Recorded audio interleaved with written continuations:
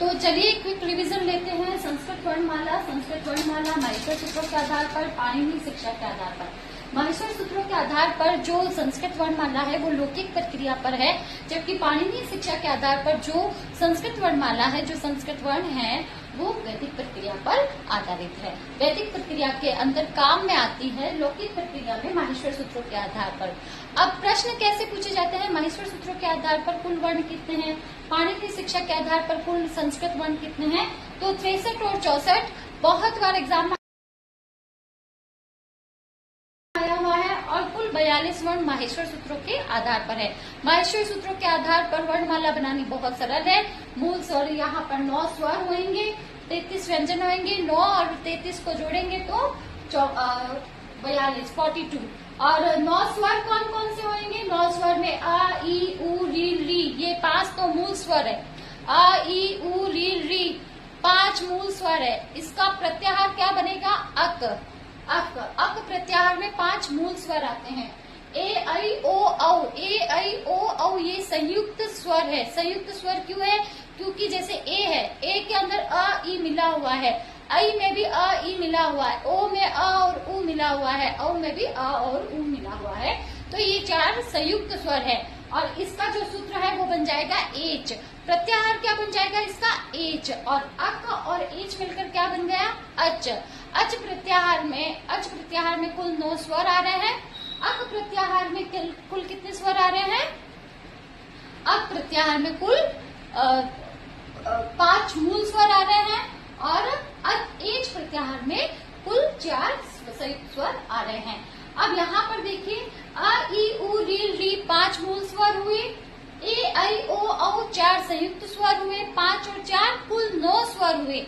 तो माहेश्वर सूत्रों के आधार पर कुल कितने स्वर स्वीकार किए गए हैं? संस्कृत वर्णमाला में कुल 9 स्वर स्वीकार किए गए हैं।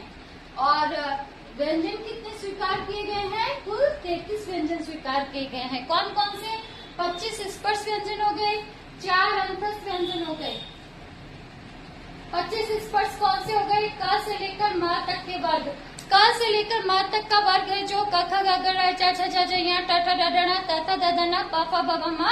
ये जो क वर्ग, च वर्ग, ट वर्ग, त वर्ग, प वर्ग, जो 5 वर्ग है, इनको वर्गीय व्यंजन भी कहा जाता है। ये 5 जो वर्गीय व्यंजन है, जो स्पर्श व्यंजन कहलाते हैं, ये 25 क्या है? स्पर्श व्यंजन। और ये 4 क्या है? अंतस्थ व्यंजन। अंतस्थ व्यंजन कौन से हो गए? य, र, ल, व।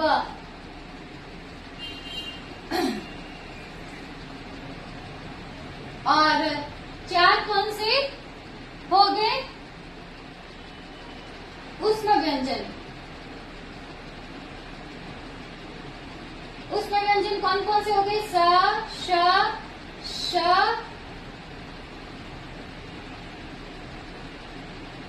ह। स, श, ह ये 4 ऊष्म व्यंजन हो गए। अंतस्थ व्यंजन य, र, ल, व हो गए। 4 + 4 + 25 कितने हो गए? 33 व्यंजन हो गए, 9 मूल स्वर हो गए। ये तो बात हुई हमारी संस्कृत वर्णमाला माहेश्वर सूत्रों के आधार पर। माहेश्वर सूत्रों के आधार पर कुल वर्ण कितने हैं? कुल वर्णों की बात कही जाए तो कुल वर्ण 42 है, और जिसमें स्वरों की बात पूछी जाए कितने स्वर स्वीकार किए गए हैं? 9 स्वर स्वीकार गए हैं। मूल स्वर कितने माने गए हैं? मूल स्वर 5 है, अ, ई, उ, री। इसके बाद में इसके ह्रस्व, दीर्घ, प्लुत अलग अलग भेद है, और इसके भी अलग अलग, एक अ के भी 18 भेद हो सकते हैं। और कैसे हो सकते हैं वो हम सारी बात अगली कक्षा में करेंगे।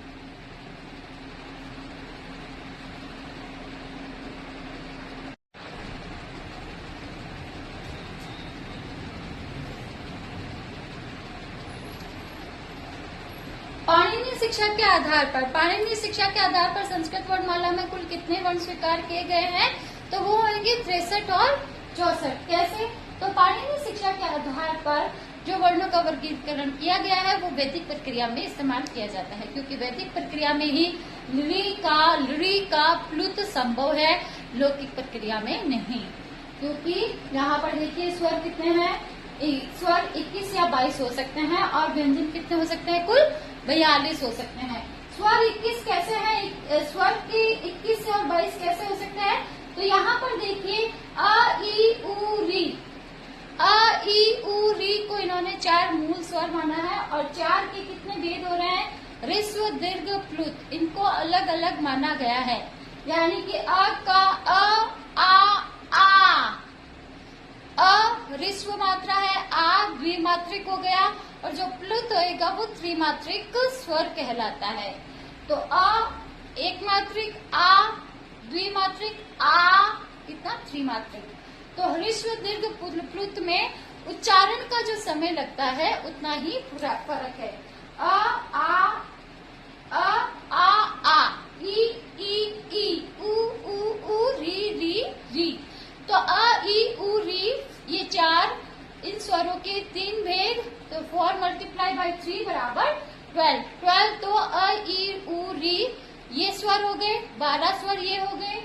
अब लिरी जो है, जो वैदिक प्रक्रिया में इस्तेमाल किया जाता है, लौकिक प्रक्रिया में हम कह सकते हैं ये सिर्फ ऋस्व के रूप में, इसका दीर्घ नहीं होता। ली जो स्वर है उसका दीर्घ नहीं होता। ली का या तो ऋस्व संभव है या कहीं कहीं पर प्लुत संभव है, या तो ऋस्व या प्लुत। तो या तो ऋस्व हुआ तो सिर्फ ऋस्व तो संभव है ही, तो एक, और कहीं कहीं प्लुत भी मान लेने पर क्या हो जाएगा, 2, 1 या 2। ए ऐ ओ औ, ए ऐ ओ औ, इसका ए ऐ ओ औ जो 4 संयुक्त स्वर है, इनके क्या है, ऋस्व नहीं होते, या तो दीर्घ है संभव या प्लुत संभव है, या तो दीर्घ है या प्लुत है। तो इस 4 के 4 × 2, 4 × 2 = 8, कितने हो गए। तो सिर्फ इसके ए के या तो दीर्घ ए ऐ ओ औ। तो या तो दीर्घ या प्लुत संभव है, ऋस्व जो है वो संभव नहीं है, क्योंकि पहले से ये द्विमात्रिक है, क्योंकि ए के अंदर अ और ई 2 मात्राएं जुड़ी हुई है। तो यहाँ पर कुल मिलाकर 4 के 3 भेद अलग अलग अवान्तर भेद करने पर 12 ये हो गए, 1 या 2 ये हो गया, तो 13 या 14, और उसके बाद में 8 क्या हो गए हमारे, ए ऐ ओ औ, इसके दीर्घ और प्लुत करने पर 4 × 2 बराबर 8, और कितने हो गए, 8। तो 8 और 12 कितने, 20, और 21 या 22। इस प्रकार से 21 या 22 तो यहाँ पर स्वर स्वीकार किए गए हैं। इसी के कारण यहाँ पर ये ऑब्लिक बनता है 63 या 64 का। तो यहाँ पर देखिए ये स्वरों का कुल विभाजन हुआ किसके आधार पर, पाणिनीय शिक्षा के आधार पर।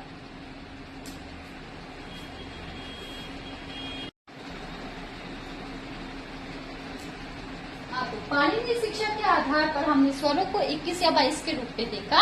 अब इन चीजों की स्क्रीनशॉट लेकर रखिए, स्क्रीनशॉट से आपके पास इजी रहेगा, आप इसके छोटे छोटे नोट्स बनाइए जो आपको रीड के एग्जाम में आगे हेल्प करेंगे। अब पाणिनीय शिक्षा के आधार पर व्यंजन कितने हैं, आइए देखते हैं। पाणिनीय शिक्षा के आधार पर व्यंजन की संख्या कुल 42 मानी गई है।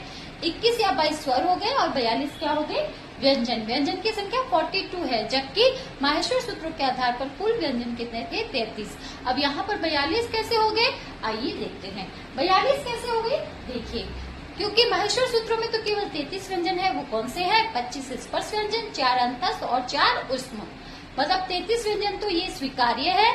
25 स्पर्श व्यंजन को वर्गीय व्यंजन भी कहते हैं और उनको उदित व्यंजन भी कहते हैं। क वर्ग, च वर्ग, ट वर्ग, ट वर्ग, प वर्ग। एक वर्ग में 5 व्यंजन है। 5 × 2 5 = 25। 25 यहाँ पर स्पर्श व्यंजन हो गए, अंतस्थ यहाँ पर 4 व्यंजन हो गए, ऊष्म यहाँ पर 4 व्यंजन हो गए, अनुस्वार यहाँ पर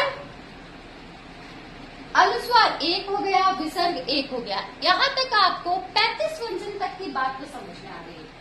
ये 35 व्यंजन तो आपको समझ में आ रही है कि अयोग वाहक के रूप में एक अनुस्वार हो गया और एक विसर्ग हो गया। ये तो बात समझ में आ रही है, अंग अह वाली बात। तो इस प्रकार 25 + 4 + 4 ये क्या हो गए, यहाँ पर 35 अलग वर्ण हो गए। अब आगे देखिए, जीवा मूल्य 1 है। जीवा मूल्य क या ख से पहले अगर विसर्ग आता है तो वो अर्ध विसर्ग कहलाता है। जीवा मूल्य और उपपद्य मानने का मतलब होता है अर्ध विसर्ग। जैसे बालकः क्रीडति, क वर्ग से पहले बालकः अगर आया है तो वैदिक प्रक्रिया में इसको कैसे लिखेंगे? वैदिक प्रक्रिया में इसको ऐसे लिखेंगे। ये वैदिक प्रक्रिया की बात है। लौकिक प्रक्रिया में बालकः पठति, बालकः क्रीडति ही होता है। यहाँ पर देखिए जीवा मूल्य 1, वो क्या होएगा? क और ख से पहले क्या होता है? इस तरीके का साइन बन जाता है। उपपद्यमान्य 1, उपधमान्य क्या है? वही प या फ से पहले अगर विसर्ग आता है, जैसे बालकः पठति, सेम ऐसा ही लिखा जाएगा। उसमें फिर विसर्ग के 2 डॉट नहीं होकर एक चंद्रमा ऊपर एक चंद्रमा नीचे, इस तरीके का साइन उपधमान्य और जीवा मूल्य का साइन होता है। तो एक जीवा मूल्य, एक उपधमान्य और 4 यम वर्ण। 4 यम वर्ण कौन से हैं? 4 यम वर्ण हैं कि अगर वर्गों का पहले, दूसरे, तीसरे, चौथे वर्ण की आवृत्ति होती है, कब? किसी अनुनासिक व्यंजन से पहले। किसकी आवृत्ति? पहले, दूसरे, तीसरे, चौथे व्यंजन की, पहले, दूसरे, तीसरे, चौथे व्यंजन की किसी अनुनासिक व्यंजन, कोई भी अनुनासिक व्यंजन अगर आगे हो तो उसका जो आधा व्यंजन, पहले वाला जो आधा व्यंजन है वो क्या कहलाएगा? यम वर्ण कहलाएगा। और इस तरीके से अगर प्रत्येक वर्ग के 4 4 4 4 अगर हम करते तो यहाँ पर कुल 100 यम वर्ण संभव हो सकते थे, लेकिन पाणिनि के अष्टाध्यायी ने स्पष्ट रूप से कह दिया सिर्फ क वर्ग के क, ख, ग, ग ये आदि इनकी पुनरावृत्ति होती है। तो पहला वाला जो है, जैसे उसके 4-5 उदाहरण भी फिक्स है, जैसे उदाहरण के रूप में देख सकते हैं, जैसे पिक्कलनी, चखंतु, ये 4-5 उदाहरण फिक्स है। तो वो जो उसके पहले वाले जो अर्ध व्यंजन है पिक्कलनी, उसमें कल जो आधा व्यंजन है इसके आवृत्ति वाला वो क्या कहलाएगा? यम वर्ण कहलाएगा। यम वर्ण कौन से हैं? 4 ही है। कौन कौन से? क, ख, ग, ग। वो भी किस स्थिति में? जब इस व्यंजन की आवृत्ति होगी। क, जैसे पक्का, और पक्का के आगे अगर कोई पीछे अनुनासिक व्यंजन है, जैसे पक्कन्ना, मैंने ये अपने आप से बनाया है, ऐसा अगर हम कोई शब्द स्वीकार करते हैं तो वैदिक प्रक्रिया के अनुसार वहां पर पहला जो है वो क्या हो जाएगा? यम वर्ण। तो ये 4 यम वर्ण स्वीकार किए गए हैं। दुस्पृष्ट यहाँ पर ये जो ल है, इसी का ये जो साइन है इसको कह दिया दुस्पृष्ट। तो इस प्रकार से यहाँ पर 42, 25 स्पर्श, 4 अंतस, 4 ऊष्म, 1 अनुस्वार, 1 विसर्ग। ये 35 तो आपके अनुसार सही है। फिर जीवा मूल्य क्या है बता दिया गया है, उपधमान्य क्या है बता दिया है। यम वर्ण कौन से होते हैं? जब क, ख, ग, ग इन 4 वर्णों की आवृत्ति होती है, उनके जस्ट बाद अगर अनुनासिक व्यंजन है तो पहला वाला जो आधा व्यंजन है वो यम वर्ण कहलाता है वैदिक प्रक्रिया में, और दुस्पृष्ट 1 है। तो इस प्रकार से 25 + 4 वो 29, 29 + 4 33, +1 + 1 35, +1 36, 37, 38, 39, 40, 41 और 42। इस प्रकार से 42 यहाँ पर हमारे क्या हो गए? अलग वर्ण हो गए। अब यहाँ पर इनको व्यंजन नहीं कहकर अन्य वर्ण कहेंगे, अन्य वर्ण, क्योंकि अंग और अह क्या है? अयोग्य में आते हैं। 42 अन्य वर्ण हो गए, 21 और 22 यहाँ पर स्वर हो गए, और 42 और 21 और 22 को जोड़ता है तो 63 और 64 पाणिनि के अष्टाध्यायी कह दो, या पाणिनि शिक्षा के अनुसार कह दो, या वैदिक प्रक्रिया के आधार पर कह दो, तो 63 और 64 वर्णों का विभाजन इस प्रकार से है। इन सभी नोट्स की आपको पीडीएफ कह दो या नोट्स के पिक्स कह दो, आपको वीडियो के साथ ही मिल जाएगी। आशा करती हूँ कि आपको ये वीडियो बेनिफिशियल हो रहे हैं। अगर आपके ये वीडियो बेनिफिशियल हो रहे हैं, आप इसे थोड़ा भी समझ रहे हैं, ये कंटेंट बहुत रिच है, ऑथेंटिक है, हर परीक्षाओं में यही माना गया है। मानकर चलिए कि संस्कृत व्याकरण की जो लघु सिद्धांत कौमुदी है उसका ये निचोड़ है। लघु सिद्धांत कौमुदी ही छापकर लिखी हुई है इन नोट्स में। आप अगर चाहे तो हूबहू लघु सिद्धांत कौमुदी की एक एक लाइन इन नोट्स से मिला सकते हैं। इतना ऑथेंटिक आपके पास मैंने कंटेंट अवेलेबल कराया है। आपको सच में वीडियोस पसंद आ रहे हैं, चैनल को लाइक करें, सब्सक्राइब करें, आगे से आगे शेयर करें। आपका ये जो मोटिवेशन आप मुझे इस तरीके से देंगे, लाइक करके, शेयर करके, तो वो मोटिवेशन मेरे लिए बहुत काम करेगा। वरना मेरा यहाँ पर मेहनत करने का, आप लोगों को समझाने का कोई औचित्य नहीं रह जाता था, क्योंकि मैं खुद फिजिकल रूप से डिसेबल हूँ अभी, फिर भी आप लोगों के समक्ष प्रस्तुत होती हूँ सिर्फ इसलिए क्योंकि मुझे आप लोगों को जिताना है। क्योंकि आप लोगों की जीत में मैं अब अपनी जीत देखूंगी। अगर मेरे इन नोट से, इस वीडियो से अगर कोई 4-5 भी बंदे, मैं तो कहती हूँ कि जितने पोस्ट है वो सारी संस्कृत की इन्हीं वीडियो से पढ़कर आप लोगों को मिली, तो आपकी लैंग्वेज 1, लैंग्वेज 2 और ये जो कंटेंट है वो सारा क्या है, फर्स्ट ग्रेड का कंटेंट है। इवन आप अगर संस्कृत में नेट भी करना चाहते हो तो इस कंटेंट से आप बहुत अच्छे से कर सकते हो। इसी आशा के साथ, इसी उम्मीद के साथ कि आपकी तैयारी अच्छी चल रही है और ये वीडियोस आपके लिए बेनिफिशियल है, मैं आप लोगों से अलविदा लेती हूँ। और आप अपनी मेहनत पर पूरा फोकस करें, पूरा ध्यान दें, प्रीवियस ईयर्स के क्वेश्चन उठाकर देखिए। सारे के सारे प्रश्न इन्हीं कंटेंट में, इसी कंटेंट में आपको मिलेंगे। कुछ मेरे पढ़ाए हुए, कुछ नोट्स में से। अब नोट्स इतने सारे हैं कि मैं सब कुछ यहाँ पर एक्सप्लेन नहीं कर सकती। मेरे पास भी छोटा बच्चा है और मेरी खुद की फिजिकल डिसेबिलिटी है, लेकिन जहां तक हो सकता है समझाने की जो प्रोसेस है वो मैं आपको पूरी तरीके से बताऊंगी। तो इसी आशा के साथ चैनल को सब्सक्राइब जरूर करें। राम राम।